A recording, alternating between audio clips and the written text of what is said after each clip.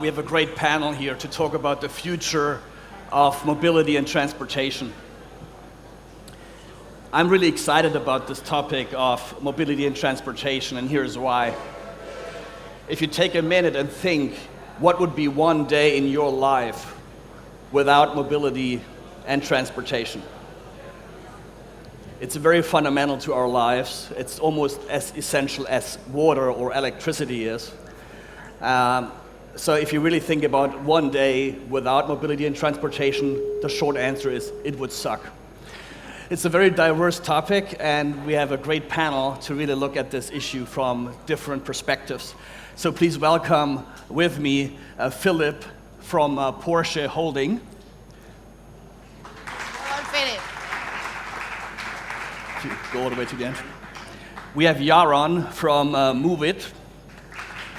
Torsten from Cube, Ofer from Anagogue, Vincent from City Scoot, and John Michael from Stanley Black & Decker.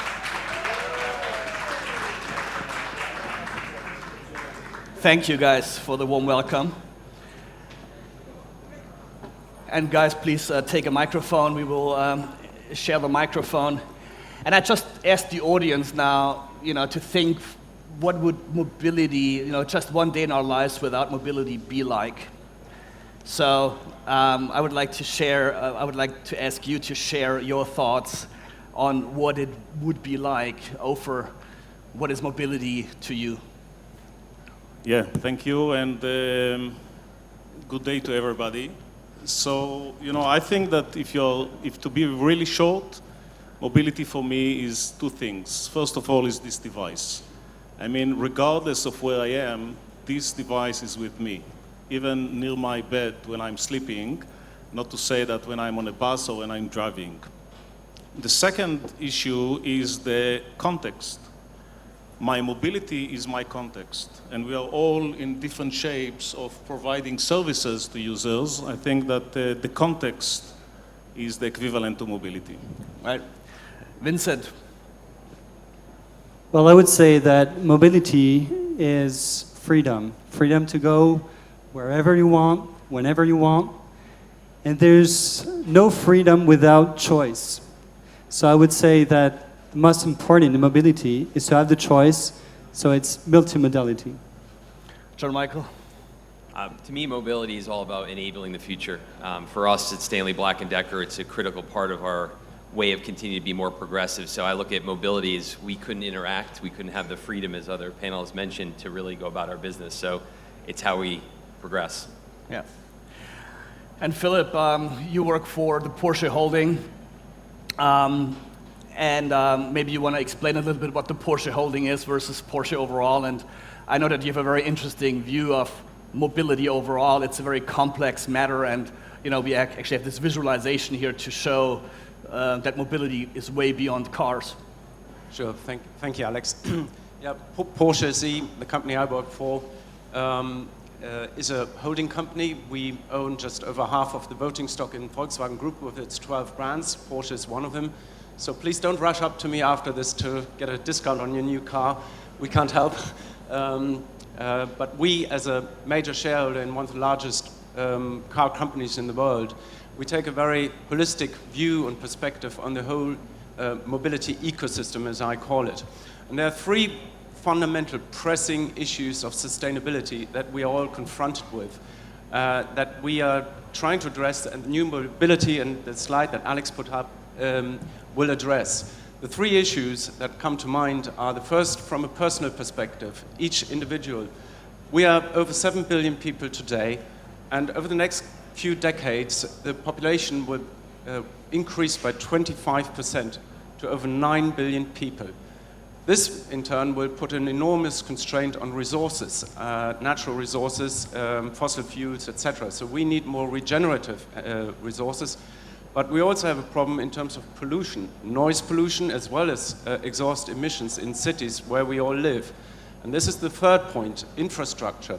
Infrastructure is very constrained and very tight. You see it here in Tel Aviv, you see it in most global cities, and there will be more and more large cities where the next 2 billion people joining this planet over the next couple of decades will all move into.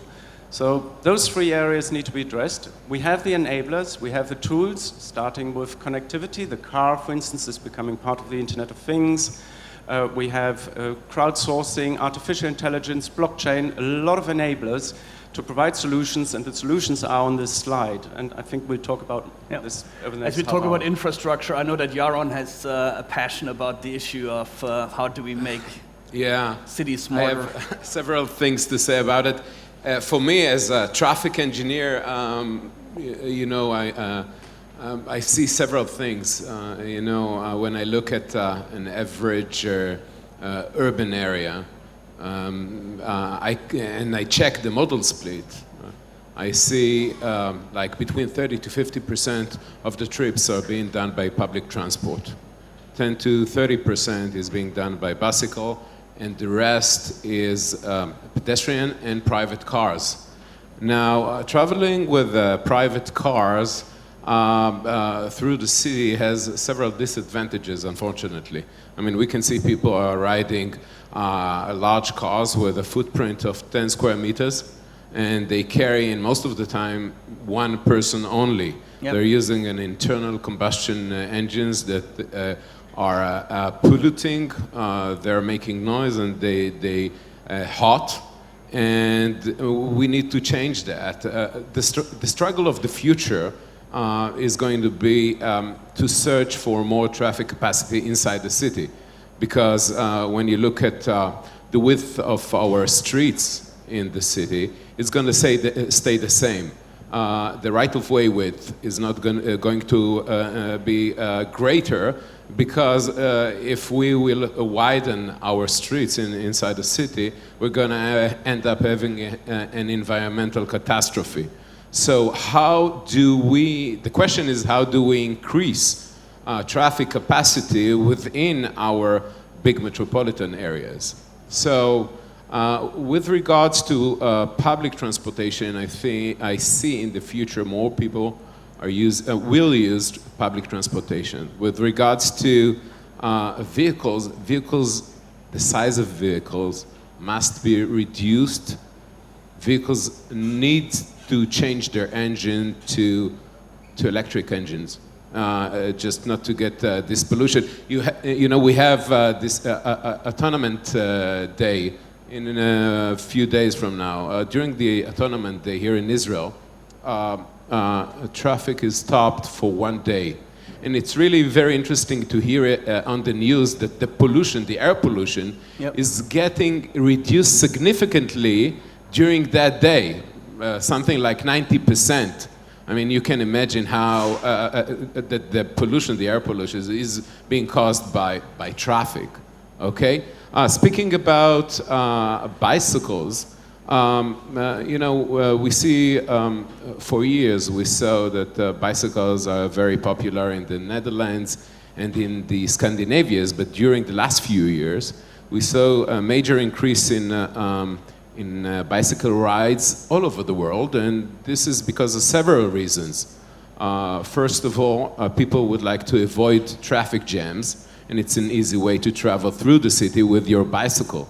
Yep. And then, the infrastructure of bike lanes is getting more and more developed, and the vehicles themselves are getting better and better. So I guess talking about sharing economy, talking about different vehicle concepts, Vincent, I think you have a passion about this. Well, I think we have part of the solution. I completely agree with you. We have to decrease the size of the vehicles, and that's why in City Scoot we believe in the scooter. Because it's the easiest way to get an individual person from a point A to a point B inside the city very fast and with all the comfort you need. And plus, we have chosen electric scooters for the environment of the city, which is getting a very important subject. And so that's why we are deploying right now in Paris 1,000 electric scooters, to get one solution.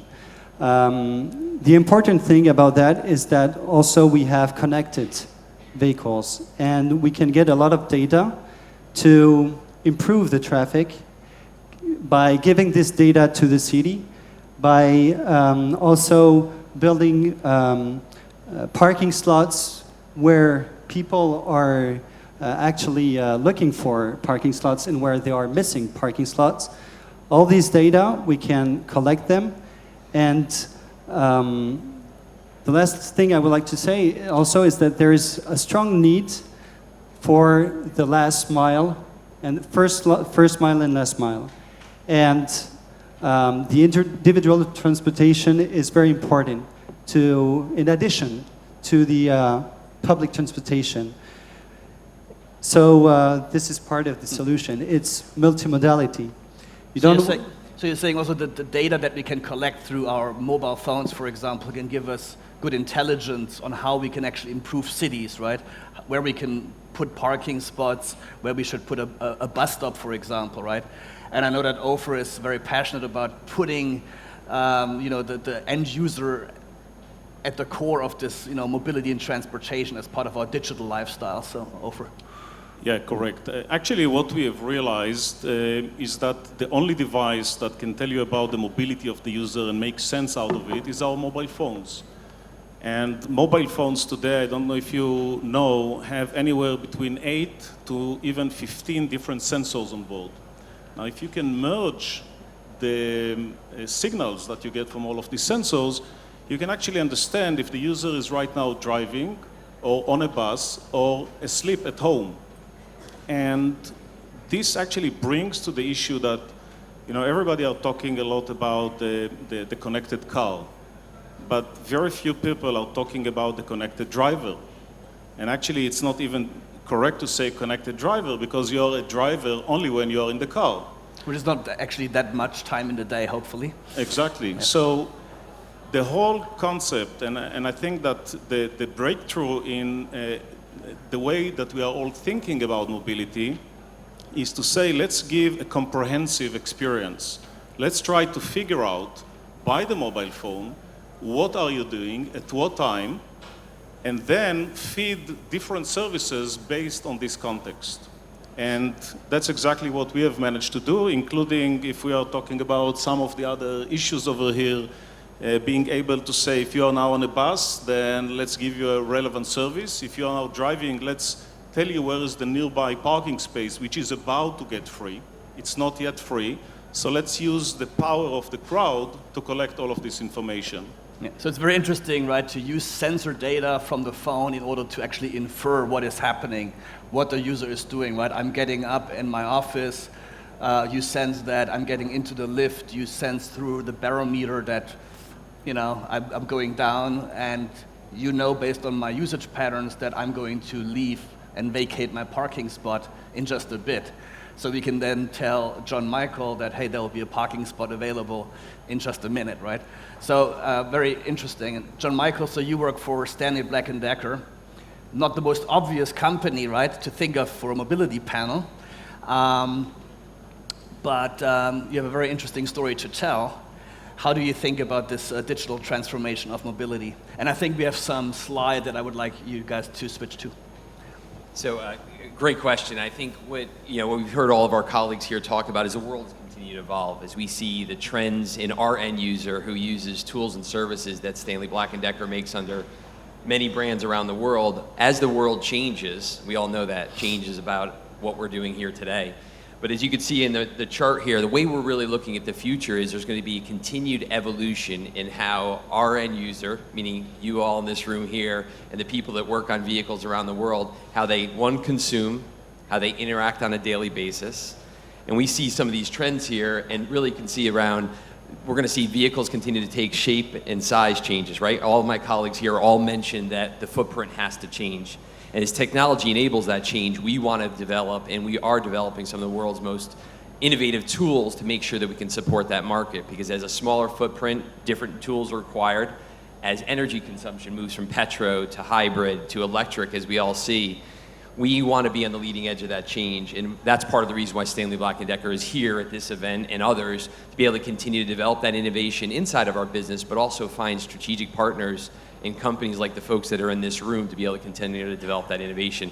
Something we're quite passionate about, because the world's going to evolve, and we want to make sure that we're there to support the end user as their day interacts and changes. So we're very excited about the roadmap and the future, and we want to continue to disrupt ourselves just as these markets are being disrupted. Maybe very I interesting, could take right? that a bit even further, because I fully agree. And I would do that by answering your first question, what is mobility? In my opinion, it's about to change very rapidly. So it's not only a topic for car makers who are typically in that sector, but it's cross-industry.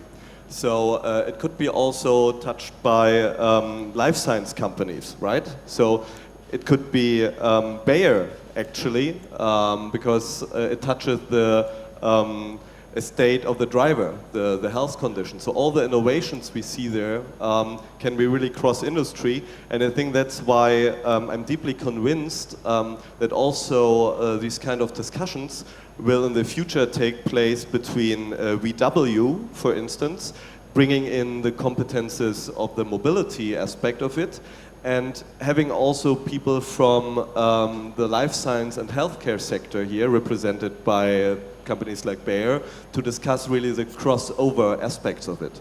So not only is the physical supply chain really changing, right? As we think about electric cars, right? The whole notion of building a combustion engine and the complexity of assembling that and then also later servicing it, yeah? It changes rapidly once you have an electric drivetrain. And also when you think about the connectivity, like the connected car and over-the-air updates of software, that changes, of course, then the relationship with dealers that today do this maintenance, right?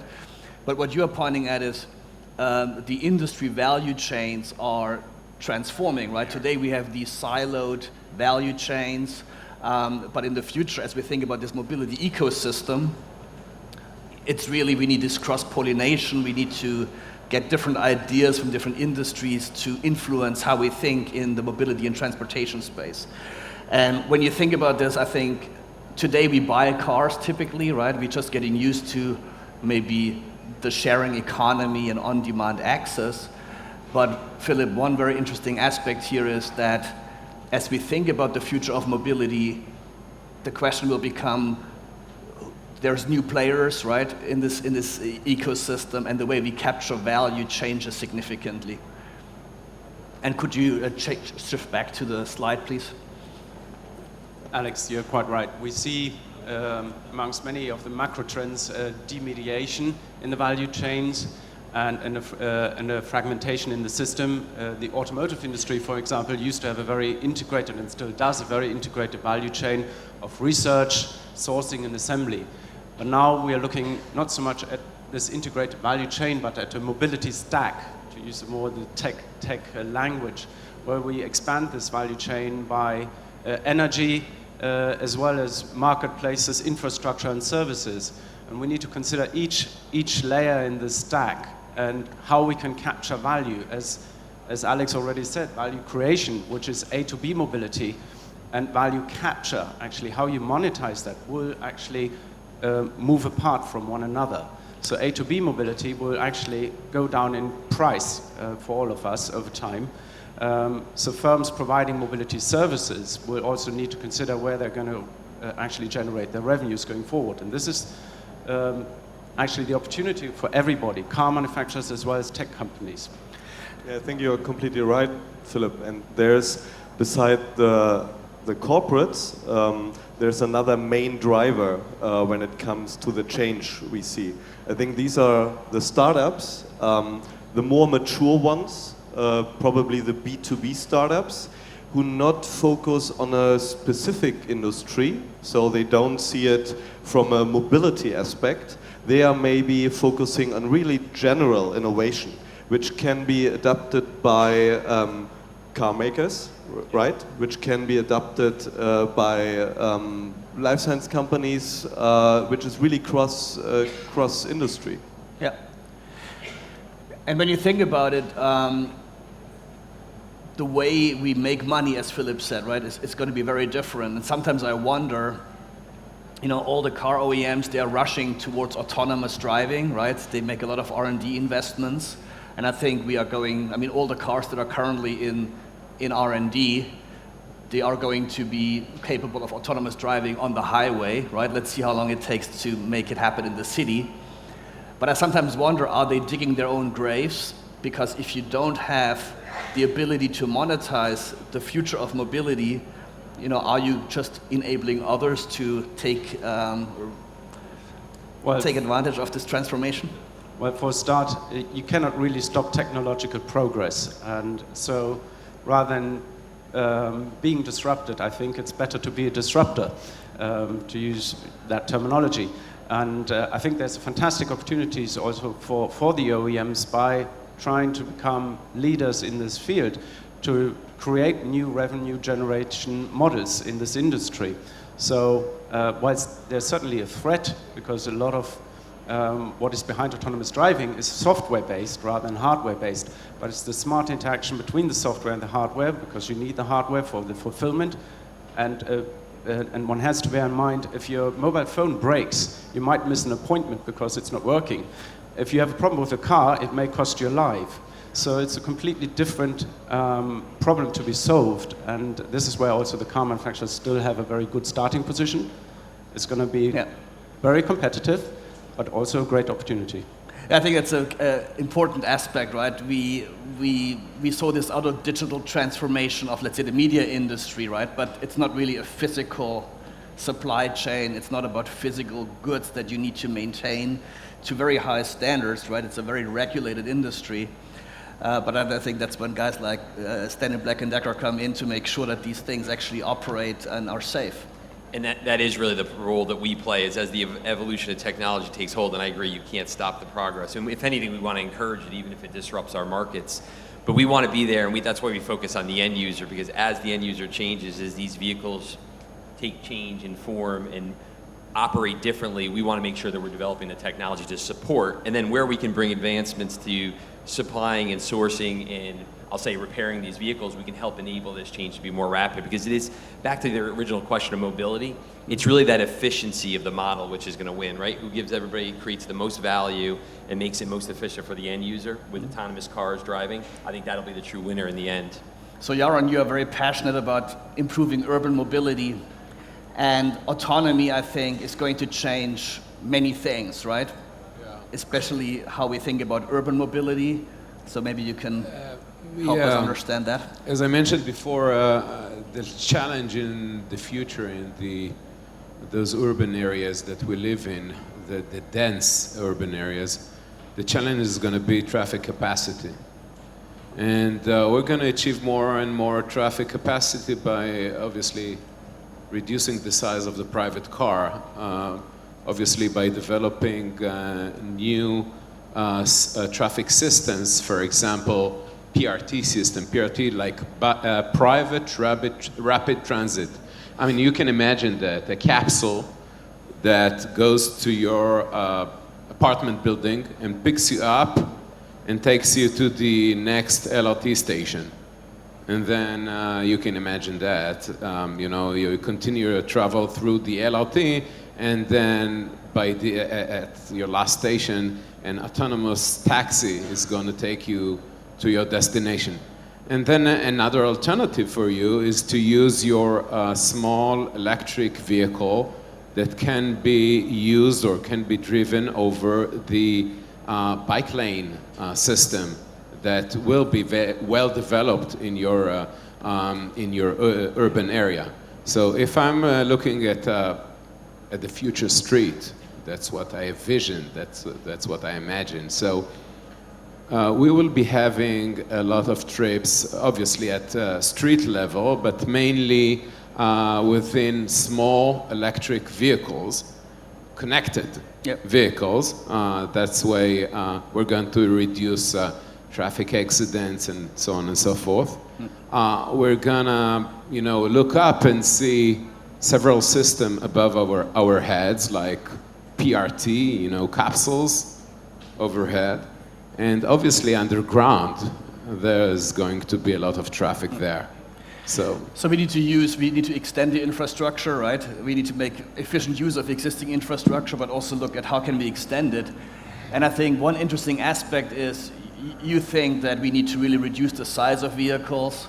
And once we actually have ubiquitous autonomous vehicles and vehicle-to-vehicle communication, and there's no more accidents, you can also now reduce the size of the vehicle because you don't need the impact zones anymore, right? So that's an interesting thought. And overall, when you think about what's the future car going to look like, I also wonder, is it really only going to be smaller cars? Because I think the vehicle could also take over the role of public transportation using, let's say, autonomous pods. But also when you think about rail and planes today, right, intercity traffic, you could well imagine that the typical sales guy in Germany that drives hundreds of kilometers in a day, once we have autonomy, right, wants to have a spacious vehicle where you can actually get work done, right?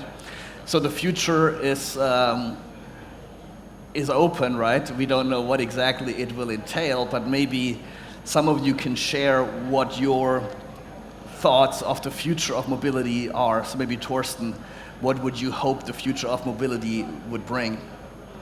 I mean, nobody can predict the future, but I think wish for it would be a mobility which is basically there is no mobility, in the sense that it's like energy today. You don't think about mobility, right? So and I would say there is probably not only one form of a specific vehicle. It's really the system brings you where, it brings you in the transportation way you need it. It can even say that you should walk, you should be in a small capsule, you should be in a big transport car, whatever. So really, it's seamless, and you don't think about that. So to like Over's model, right? Ideally, as part of our digital lifestyles, if my most personal device, and let's face it, by the time we have autonomous cars, will be way beyond the smartphone, right?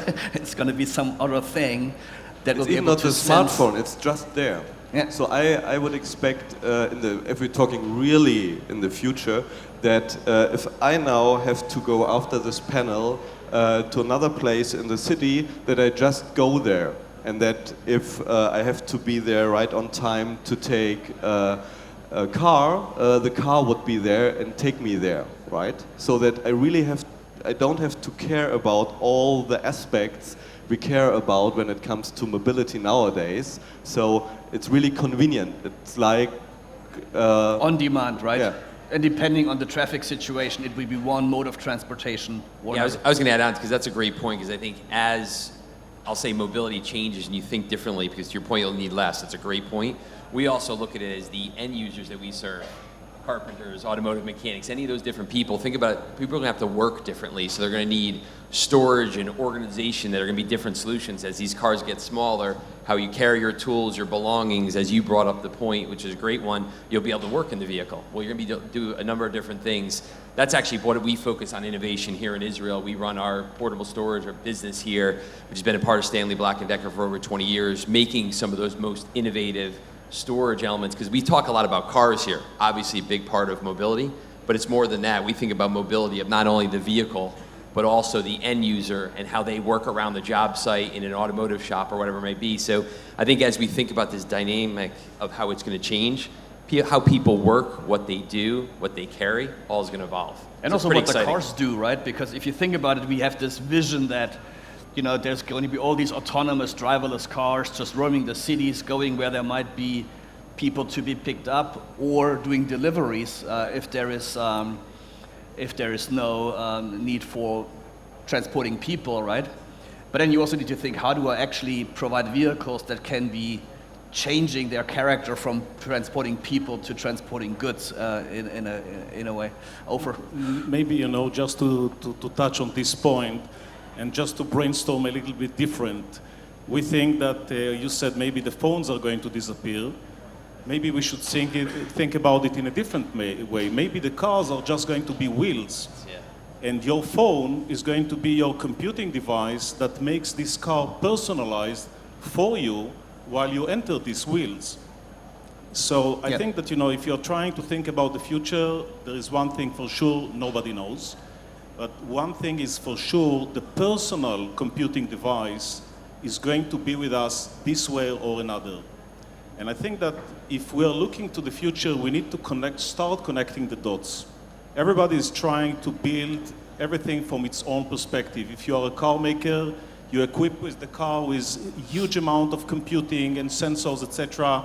So forth for the other issues. We need to start thinking in a unified way to connect all the dots, and we need to start thinking about the power of the crowd, which we are missing. There is one individual mobility, and there is the crowd, and there is so much you can learn from the crowd even today. Yeah. And I think there's a big challenge to really come to that future. We live in, let's call it, exponential times, right? So the big problem is we don't know where at that exponential curve are we right now. And that's a big challenge for everybody here, right? For the big corporates, because they don't know, take self-driving cars. If we would have sitting here 2 years ago on that panel, and you would ask, okay, self-driving cars, what do you think? When will they appear? When it will be common sense? Maybe we would say in 10 years or so. 2 years later, obviously we have them, right? So, and to make a good decision, right? In that environment, that's quite tough. So the biggest challenge in an exponential environment is really to figure out how to behave to really go in that direction we described here as a future. And another point is that whatever the vehicle looks like in the future, for sure it's going to be shared, because the needs are different every day. I mean, once you have luggage with you and you're going 20 kilometers from where you are, the day after you're going you have a longer trip. And so your needs are changing every time, and you don't have the possibility to own all the different types of vehicles that are available on the market. So you're going to share them and only use the one you need at the time you need it. Yeah. And the thing is, fact is that most cars sit on a parking lot most of the time, right? And even if you own a car, if we had a sharing economy, if we had an identity mechanism, so I could entrust this person over there my car when I don't use it, we could utilize these resources much better, and you could have your car make money for you whilst you're at work, right? It doesn't have to be only an Uber or whoever it might be that manages that mobility service, but it should be really peer-to-peer. It doesn't have to be your car. Yeah, but it's also going to be very interesting, I think, how people will ultimately think about the car in the future. You just mentioned, right, it could be the phone that is the mechanism to really create this personalized experience, because the car will be full of displays in the future, right? So, as you step into a car, it could change its behavior, it could change its imagery depending on who gets into the vehicle. But on the other hand, also the vehicle is a very personal thing, right? Our identities are very much tied to a certain brand today. We express ourselves through the car that we drive, right? But if you think about the young generation now, fewer and fewer people get a driver's license in the United States, yeah? Sad reality is also many students have so much student debt that they can't afford a car, which is why they use mobility services, right? So one thing is for sure, the future will change things, and this industry is in a state of transformation. So with that, I would like to have you guys briefly maybe share, Torsten, what is your view of what should be next? What do you hope for the future? I just wanted to quickly add another aspect of what you said before. So maybe we should think of cars like Google thought of smartphones a couple of years ago. 2010, at that time Eric Schmidt as a CEO at TechCrunch Disrupt, he said, okay, Android was not so popular at that time, and he said that if we want that everybody on the globe uses Android as an mobile operating system, if 1 billion people use it, we would gift 1 million smartphones to the people. So what about a company coming up and say, okay, we want to make sure to be the company who has a really mobile operating system in the sense of mobility here, and we gift cars to the people so that they use it and we can sell them services and so forth. Yeah. And Philip, you know, would that be a business model for? I mean, I know that you even that VW is kind of testing or at least thinking about such things. And we need to get to the end. So I just wanted to ask you, Philip, to we started talking about this whole discussion, talking about how mobility is really central to our social lives, to our economy, and to us personally, right? So maybe some concluding thoughts from you as to where you think things are going, and how we can make sure that mobility remains affordable for everyone, that everybody has access to it, and that we don't give up too much of our privacy along the way. Yeah, perhaps just picking up on Torsten's point briefly, we may well see over time a dominant system emerging, a dominant platform for the mobility industry, but we cannot create standards up front. They emerge. So it remains to be seen what standard emerges out of this. Yeah. And that brings me to another aspect that's also going to be very important that we haven't really touched on. And that's the fact that we are, when it comes to mobility, are in a heavily regulated industry where the public sector plays a big role, and that is very slow to move forward. So whilst technology gives us a lot of tools and solutions, realizing those will also require all of us to work with the public sector to actually make them happen. At the same time, with all the efficiency that we talked about and all the possibilities, we also have to bear in mind that this is about freedom on the one side. We heard about this, and I also believe that mobility is about freedom and the ability to interact with society, participate in society.